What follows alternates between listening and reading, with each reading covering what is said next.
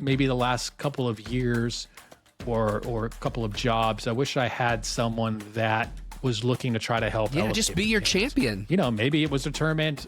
Be your champion. Yeah. We're calling this the Vacation Cutting Room Floor Edition. We're giving you an all-access pass, which normally includes a great media buffet, into some of the things that have not made previous editions. They range from HR talks. Again, I never had a boss that said, "Hey man, what do you want to do? Like, what's the deal? Like, do you want to keep doing this? Where do you want to go?" Never had that. Workplaces in general. Leadership, you know, it's important. And I will say this, especially for younger people in the industry, there's no perfect place out there. No. And our full zombie AD list of repercussions from the House settlement fallout. ESPN from 2010 to 2021 did a study, and this is with public universities. There's $534 million in dead money out there. $534 million. And Barca thinks it may be time to reimagine how we hire social media managers. Hey, maybe I need to be hiring a face for a brand, an actual creator that is driving content to engage when you look at the YouTubes and the TikToks, which is then driving views and engagement, which ultimately impacts the overall number and bottom line of generating revenue. Episode 9, let's go! Andale! This is the true story of two washed-up sports guys who chased the dream, private flights, championship rings, running sideline to sideline on per diem and adrenaline. We gave our 20s and our 30s to the industry, pulled off miracles that were never in the job description. In return, low pay, long hours, and we still got cut from the team. This is about what really happens behind the badge.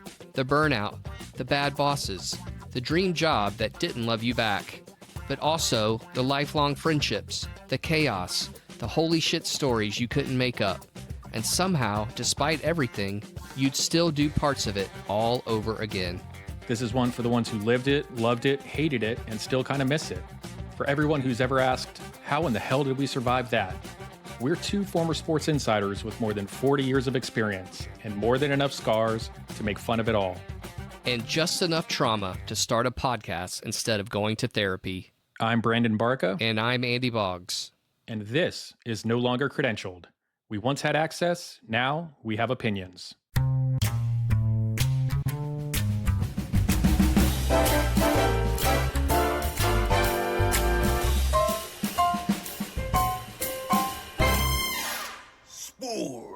You know, they, sub these HR conversations and surveys and things like that. They sub in for things that managers should be doing, and that's finding out about your employees and what they're doing and if they're happy or, can they be happy? And it's just kind of a cop-out if you ask me. I mean, Barca, we went years with no HR. I agree. Years. We didn't have HR in our building. That's true. I didn't have any HR. If I wanted to hire somebody, we posted the job. We had somebody on campus help us with the job to post it. It would get posted. We would get the resumes and we would hire. We're not going through HR to talk to this person or that person or this person. We just did it ourselves. No screenings. No, none of that stuff. Appointments. None. It was weird because when I finally got a job that did that, I was like, oh, no, I'm used to just doing all of these things. They're like, no, we can help. Yeah. I was like, what? Yeah. You can help? You mean you can screen these people? You can coordinate the interviews? I felt like I struck gold. You know what the worst is though, dude? And I was so gullible to this, is your boss would be like, hey, why don't you whittle down this pile of resumes from 100 to 5 for me, or 10. And then, we can kind of discuss from there. Well, you do all that, and then the people that you recommend to talk, to have interviews with, they don't get interviews. And so you wasted all of this time going through these interviews. What am I doing? It just doesn't make you feel very good when you spend all that time doing something and then what you recommend doesn't happen. Or not even a finalist, right? Yeah, that's also kind of the wrong way for it to be handled. For example, you should then be leading the hire is what you should be doing.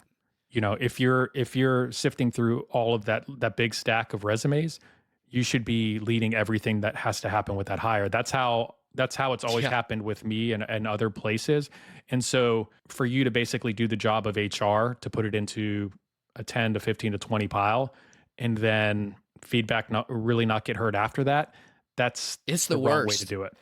Not you didn't do anything wrong. It's the wrong way to approach it from a supervisor's. Oh man, we had one situation where we have all these resumes for my boss specifically had some resumes, sent them to my supervisor at the time, and he brought in 3 people that was not even in our resume stack. Like flew people in across the country that wasn't even in our resume stack. People had no business being in that interview space. It's like, dude, like I those guys aren't even in my pile that I sent to you. What am I doing? And Where do you think they came from? I don't know. I don't know how he got them. I don't know. Nobody knows. Like, I don't know how he got them. I mean, I'm sure they were great people, but for that job, they were not qualified. And They were growing on the corporate tree so, outside. man. Somebody's buddy of buddy of buddy. It's like my uncle's cousins, brothers, whatever. Heard Ferris was sick at 32 flavors. It's just a really, really good way to kill culture. We can have a podcast about this, but I don't know of any athletic departments that have good cultures. I mean, I'm sure there's few out there that do, but I really have never worked with one that had just a drop dead, this is an amazing place to go work.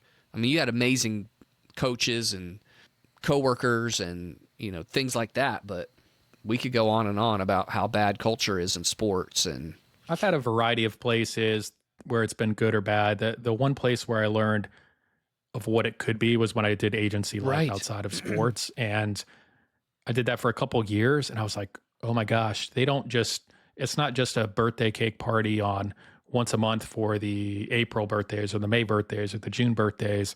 It's like a concerted effort to make sure that everybody enjoys Right. coming into work, because the goal of the agency was to retain their staff, to build them up from staff associates, and maybe one day they get all the way up to VP or senior VP or partner.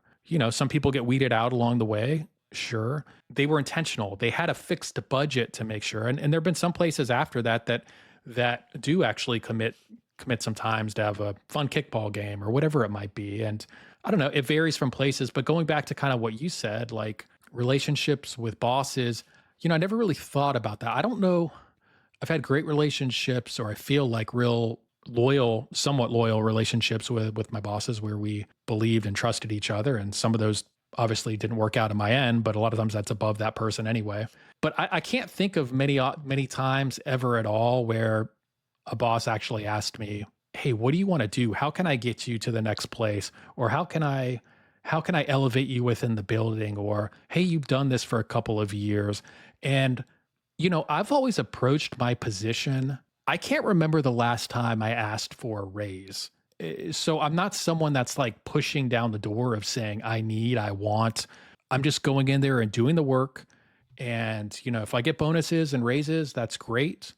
Usually I would try to take after my staff first. A lot of people I would never talk about, but that's the truth in my last couple of positions. And I never looked to take care of myself first. And so maybe part of it is I just never pushed to have those conversations and wasn't proactive because I don't know. I don't know. I always feel like it's self-serving, but I guess sometimes you got to have that mindset. You got to be proactive to move to the top or move where it makes sense. But you're right. I wish maybe the last couple of years or a couple of jobs, I wish I had someone that was looking to try to help. yeah, just be your champion. Maybe it was determined.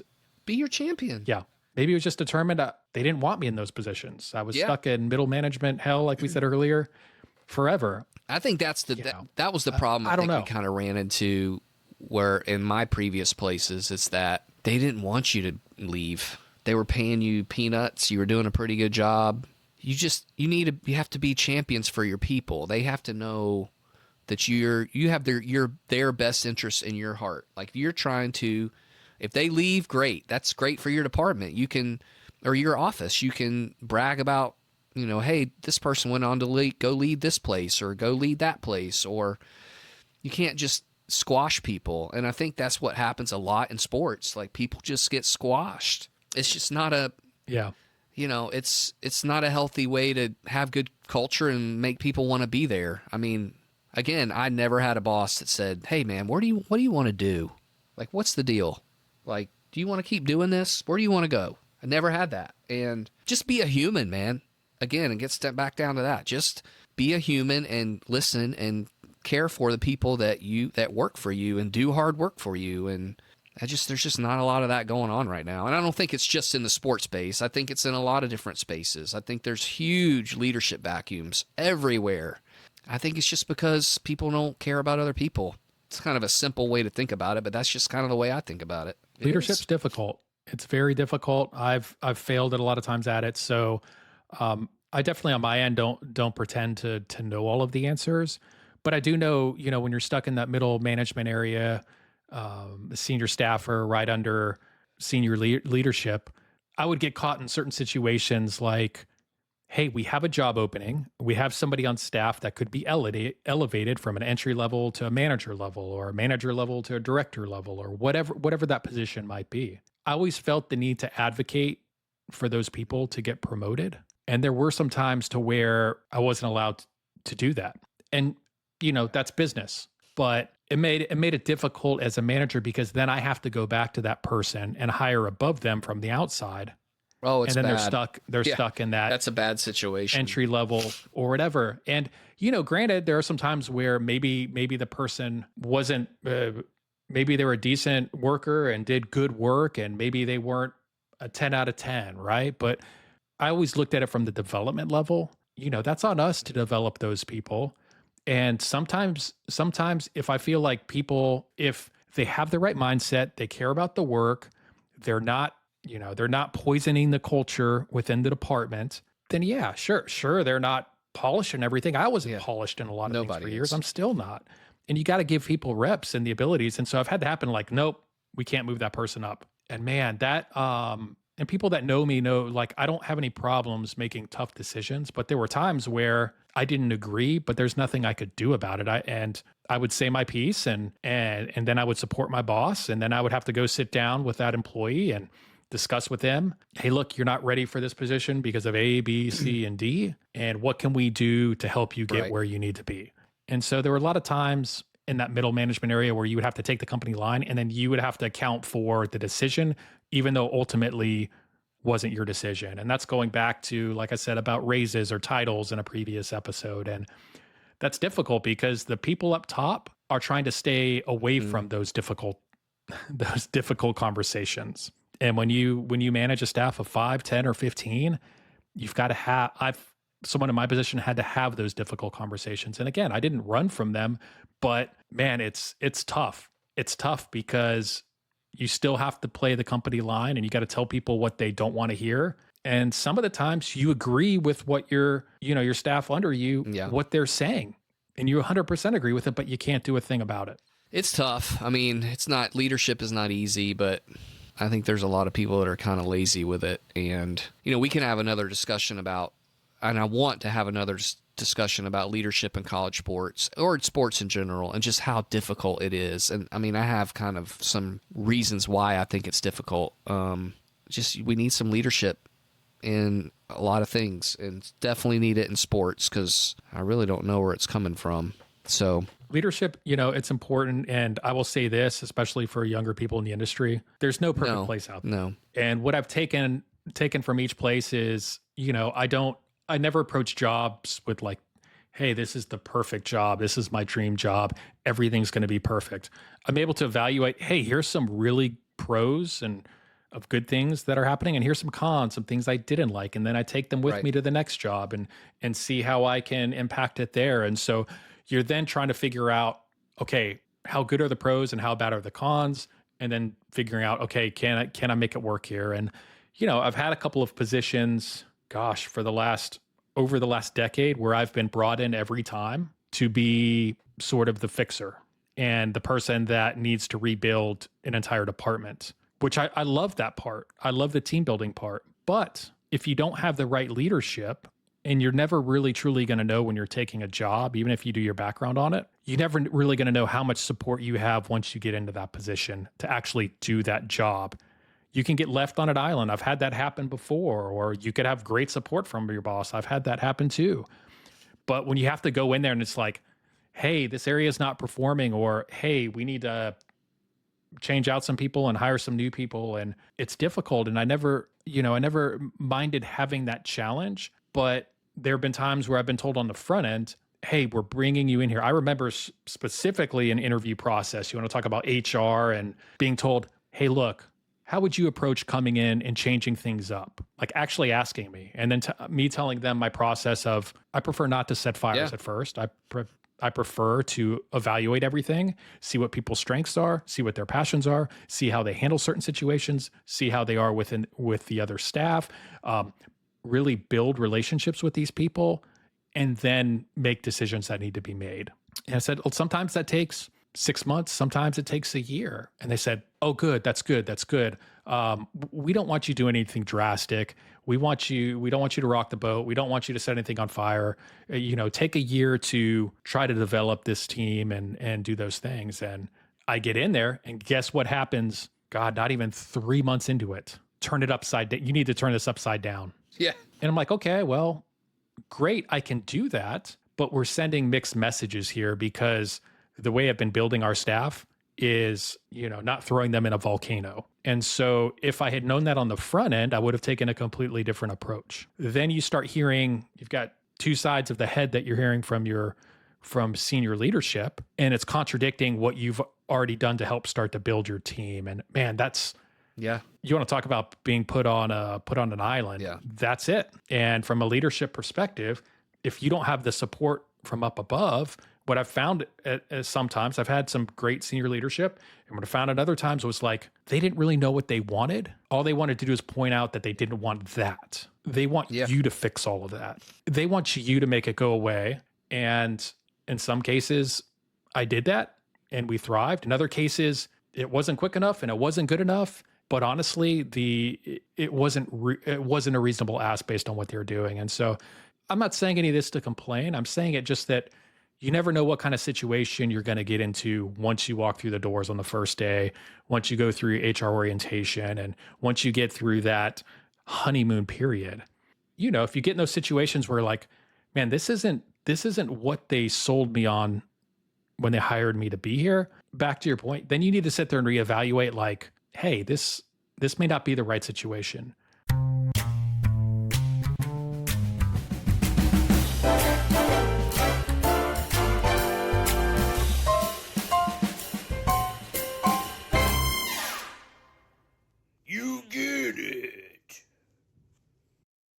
Hey, I love HR, man. Me too. They've done a lot for me. Too. My They're career. great. Awesome. Love them. Send me a gift basket.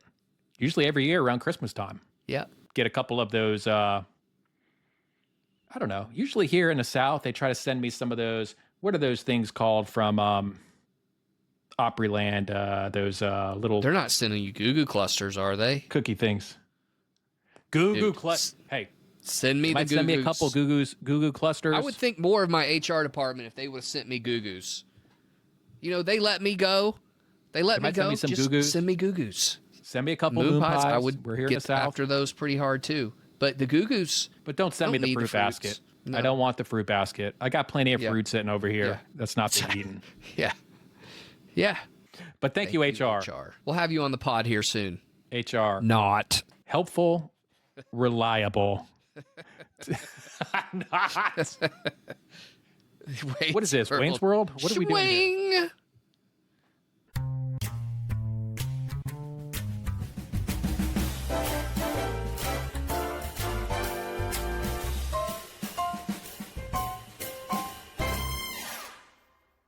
Sponsored by...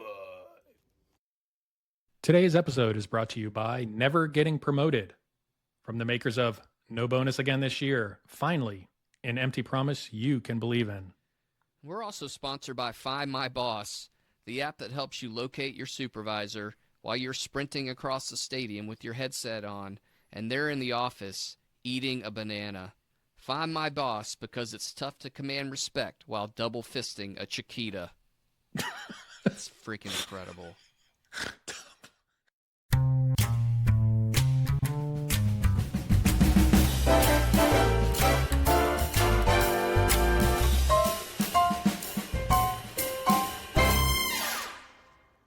Unbelievable. What was your list? I've My got my list list here. We don't have to run with it. I'm just curious. Who did you have number one? My first Or list what was did you have? low-hanging fruit. So it'd be like scheduling, bus drives, make sure you have 7 home games, which we talked about. All this we talked about. Making sure, like, you know, if you're do less buy games on the road, unless you're Kentucky and you can draw 23,000 for playing the intramural team, you know, limit the foreign trip. And then I talked about facility enhancements. They should be targeted for revenue generation, you know? And then contract management was one. And I had some stats about how much dead money there is, which I think I may have even said. ESPN from 2010 to 2021 did a study, and this is with public universities. There's $534 million in dead money out there. $534 million. That's just from 2010 to 21. It's probably not had another 100 to it since then. I mean, it's gross. Gross. My third one was, I put 6 down. Treat the thing like a business. Number 4, this is one we did not talk about. And this is one that I have that I don't think departments don't do this enough, is basically make former players and coaches feel proud to have played or graduated from there. And so that's my deal. Like, Yep. And I think it's really important. That's kind of gonna. It's like to me, it'd be one of my main prongs of being an AD is we've got to get our players back in the folds. People don't want to do that, and so because they don't fundraise like they should. So that was my only one. So that I did not mention. Here was my list. So my list was more facilities, arms race, Yep. Things that you can cut in the department, spending on facilities, these major campaigns. 2, reducing varsity sports, in addition to, international travel, but just cutting sports teams. Yeah. 3, unless they're just go to non-schollies. 3, of course, I had executive staff, outrageous salaries. How many of these people do you need? I pulled this off of like Tennessee's directory. They have senior deputy athletics directors, deputy athletic directors, senior associate athletic directors, executive associate athletics directors, associate athletics director, chief creative officer. And we can go on. Number 4, academic student wellness, 20 to 30 of these people on staff doing like academic services, student athlete development, academic services, student services, learning specialist, tutor coordinator, writing lab coordinator. Athletes are getting paid, no restrictions on portals, let them handle their own academics. 5 right now, I have AI Boggs e-coms. They're already doing less pitching to public no pitching. on stories. They So do no let's pitching. just automate it. Let's cut these 8. Some of these comm staffs have 12 people on them. Not needed. Honorable mentions, I have creatives, recruiting visuals, I don't think are going to be as important. Bloated staffs. Times are changing. How many photographers and videographers and designers do you need? Number 7, if you have a spirit squad, something that's, these are more like low-hanging fruit, not as much of a dent. Like, why do we need a spirit squad? We don't need them in the NBA really at all. Some of them may be part of universities, but if you have spirit squad and band that are affiliated with your department, that's a lot of numbers. 8, marketing positions that don't drive revenue, like fan experience, game presentation, and then compliance. This is really small bucket, but do you really need 4 to 6 staffers for this moving forward?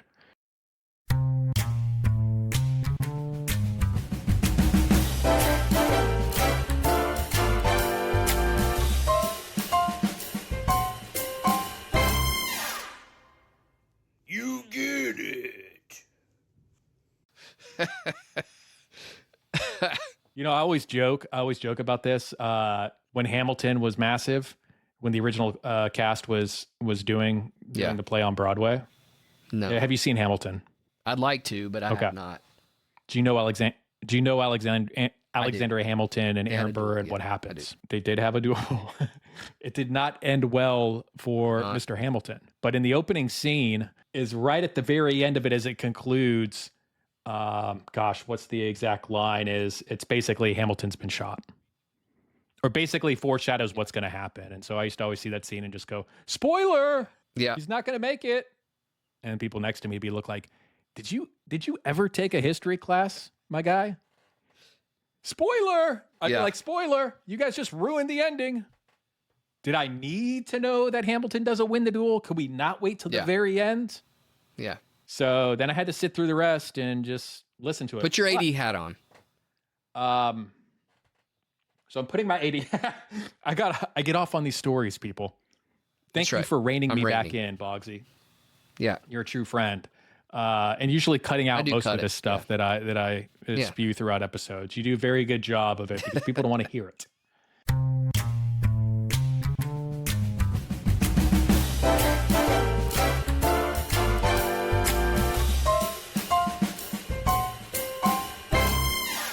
I'm up to my ears right now. We'll close out today's show with another edition of Up to Our Ears. Hopefully Barca isn't hopped on caffeine again, and we don't need a 6-second delay like his last vulgar tirade. No promises, my friend. Lucky for you, I'm not completely up to my ears this week, but I am paying attention. With the House settlement set to drain schools of more than $20 million a year, athletic departments are about to audit every role and every dollar. Winning and revenue will matter more than ever. And if your job doesn't help drive either, it's going under the microscope. Social media staffs won't be exempt no matter how many hours we work, especially if we keep recycling the same content calendars we've been running for years. Hey, look, I'm one of the OGs. I helped launch team channels almost 20 years ago, so I get it. You're constantly having to reinvent yourself because the platforms, the audience, the demands, they're always changing. But if you don't evolve with it, you get left behind. If these roles want stability, they need to show actual value in real revenue. Long gone are the days of going to war with the sponsorship department. Meanwhile, the creator economy is exploding. Bloomberg projects the global influencer market will grow by 36% this year, hitting 33 billion. And for the first time ever, ad revenue from user-generated content will outpace professionally produced content. That's where the money's going. Not to clever tweets, not to managing the feed, to people. So if departments are serious about finding new revenue streams, maybe it's time they flip the hiring model and stop doing it the same way we've always done it for the last decade. Hire creators, train them to be brand reps, make the voice of the team an actual voice, not just a scheduler behind a screen. Because if social stays a silo and not a revenue driver, it might not survive what's coming. Barca, that is awesome. Yeah. I know you've been on that. We talked offline about this a lot. And this is where you think everything's going, don't you? It is. Just look at the trends outside of sports. How, especially Gen Z, I can think of younger people that I ask, that I meet on how they're consuming content, and that's how they're doing it. It's through personalities. It's through people that are. It's through people that are proactive to engage with their fan base or customer base. And so it's not just, again, posting tweets and having a cool persona. It's actually engaging the audience and being genuine and authentic with it. So I'm not saying bring in some big name influencer to do those things because that doesn't make sense for the brand. What I am saying is if I'm in a role where I'm going to hire somebody that's a traditional social manager, I'm now looking at that role and considering, hey, maybe I need to be hiring a face for a brand, an actual creator that is driving content to engage when you look at the YouTubes and the TikToks, which is then driving views and engagement, which ultimately impacts the overall number and bottom line of generating revenue. And so I'm not breaking any ground with this, but for whatever reason, the sports industry is still stuck in that same social manager type role position that's been happening now since we launched channels in 2007 or 2008. Yeah, that 36 billion is a eye-opening number. I can't imagine. The economy is, it is what it is. To see them just thriving like that, I mean, to me, it's kind of a no-brainer. You want to go find somebody that can help you do that kind of stuff. Hey, look, I went through the whole process of where we had to beg just to have a social media coordinator when we first launched these channels. And at first, when it was typically comms or marketing, just doing the extra work, and we didn't have a dedicated person. And it took a while for senior leadership to understand, like, oh yeah, this is important now. Mostly because probably coaches started asking for it Mm. with recruiting, and that dictated that those jobs get created. But I'm still not so sure that senior leadership at this point is going to understand or has, this digital world is still fairly in its, infancy, right? We're talking the last 15, 20 years.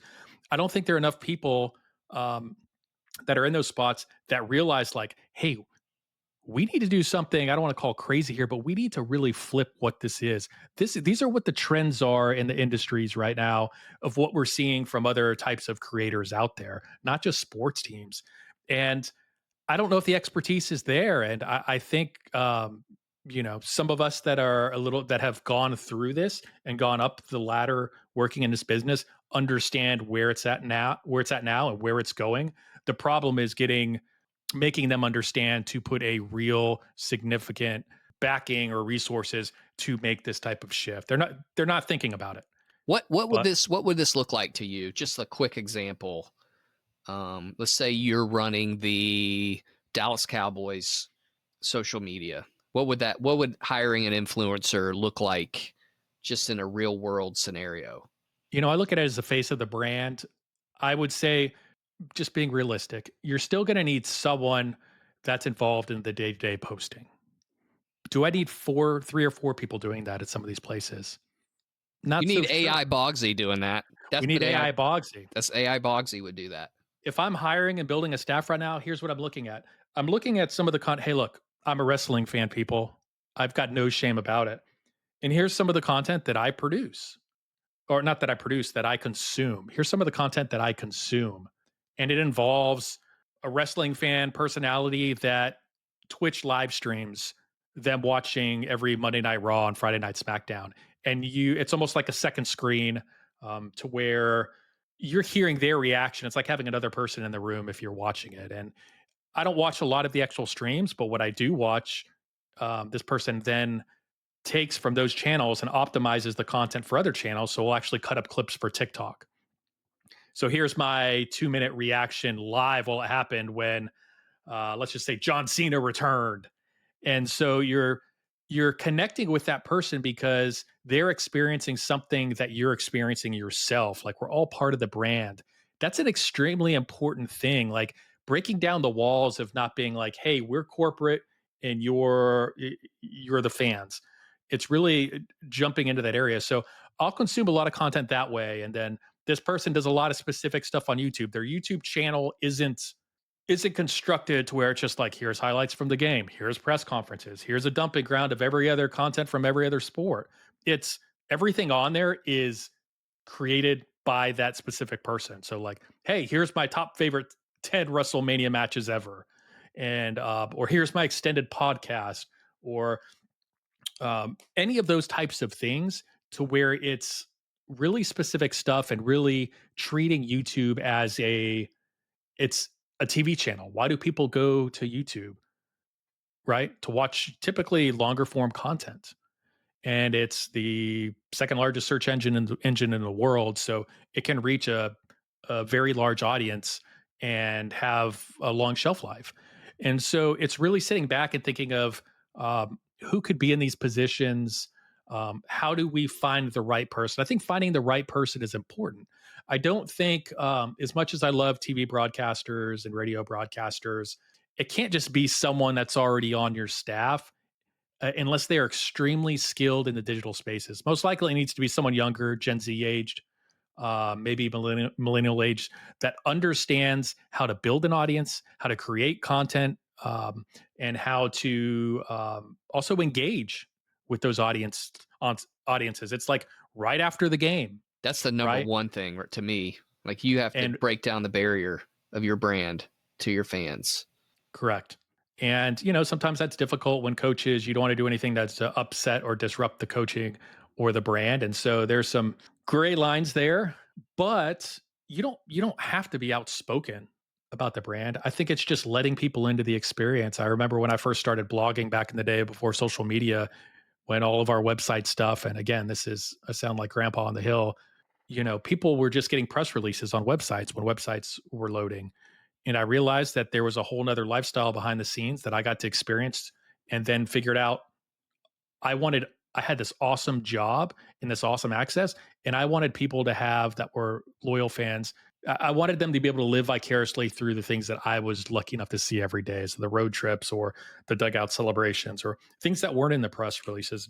Obviously, that's the norm now, right? Like the social channels launched and everybody can have their own voice on their own channel. But I don't know. I just see the same templated stuff on social where it's like, hey, here's really cute copy on social media, and this will define our voice. And I've gone through those stages. Those stages were effective for the period that they're in. But now you got to put a face to it. Mm-hmm. You have to put a face to it. But the difficulty, the two things is going to be one, leadership fully supporting this direction. And then two, finding actually the right person that fits, that is someone that your brand and your audience will want to connect with and doesn't feel like a complete outsider. Yeah. So Well, it's now that schools can make NIL deals, they can use their athletes.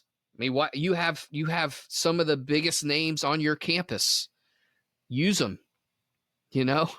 these conversations need to be had. Use them. And honestly, these conversations should have been happening before all Yes. of this house settlement. You knew it was coming. You knew it was So coming. this from a house mile settlement's away. here.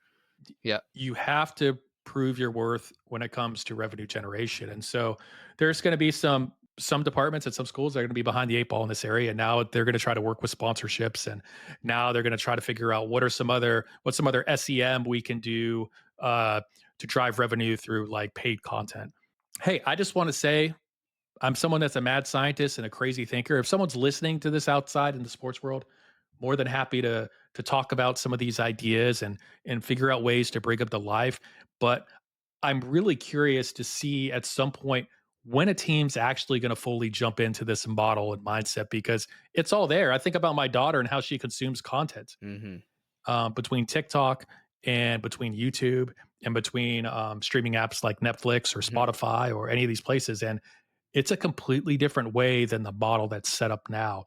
And the model that's now out there is a revenue driver.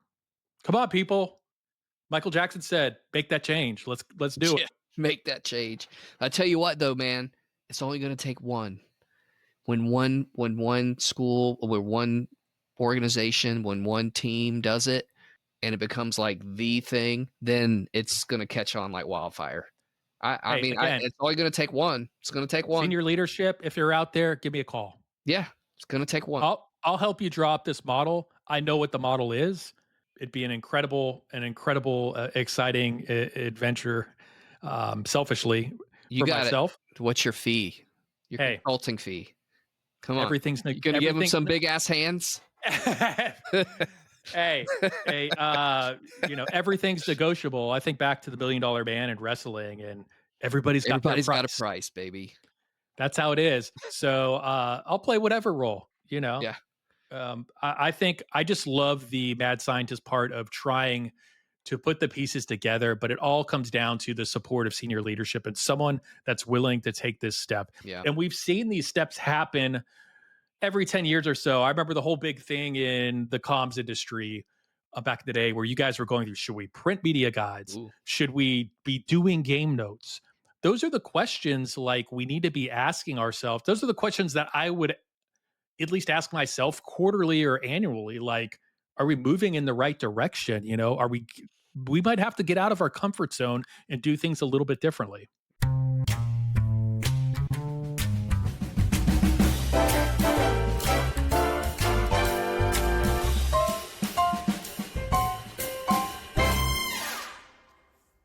Time to wrap it up.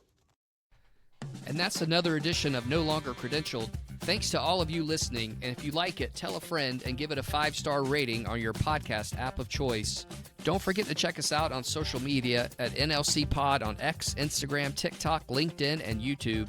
We'd love to hear from you. Until next week, keep grinding.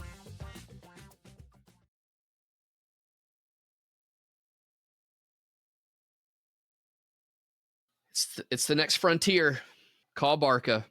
Call me. Fees Page me. Hit. fees are negotiable. He prefers big ass hands. I do. Phone, big ass hands. What did it say? The 5 fingers talking. 5 fingers, ambidextrous. Yeah, that works for me. I would probably just wear both hands. Yeah, if we're why being not? honest. You have 10. Just You can never give have, people the 10-finger salute. you can never have enough foam. You can hands. never have enough foam hands. Plus, a foam hand, I think, is such a de-escalator because, like, is that really wearing a foam hand? Yeah. Now, granted, when you point it up at someone, that may escalate a little bit. It's like, is this person really shoving a freaking? Is this person serious? The open hand would be great, but if you have the pointer, oh yeah, that's a little intimidating. That's offensive in some countries. It is. Now. It is. You don't point. I teach my 7-year-old, don't point. You know what I point at? I point when I go to the bakery. Ooh. I'm looking through. I'm like, oh my gosh, is that that chocolate croissant over there? Yeah, or one of those. What are they called? Like apple critters? Fritters. Apple critters. You're an apple critter. Apple fritters. I've been staring at this light here that's shining down on me. Yeah. Apple fritters. I am a critter when I eat a fritter. That's right. Sure. Yeah, I'm thinking about just coconut cream pie and even the Boston cream donuts filled. Those are solid. Some cannolis, but I'm pointing at every part of it. And you know what I'm doing? It's a terrible thing to do. You tell kids not to do it. I'm touching the glass. So there's fingerprints all over. I'm a horrible, horrible person. Someone has to go in there and clean. You got to put what about your nose? Could you put your nose on the glass? I do. I want to get as close as possible to inspect all of those magnificent desserts. That's right. And then I end up just getting 2 to 3 times more than I actually need. Yeah. Because I just want a little taste. And then eating them before you even get to the car. Oh, that's for sure. I'm just like, I don't really need a box. Just put them in my hands. Yeah. Yeah. Just right here. Just dump all 12 items right here. I'll be waiting right here. What is it? Waiting. Wherever you go, wherever you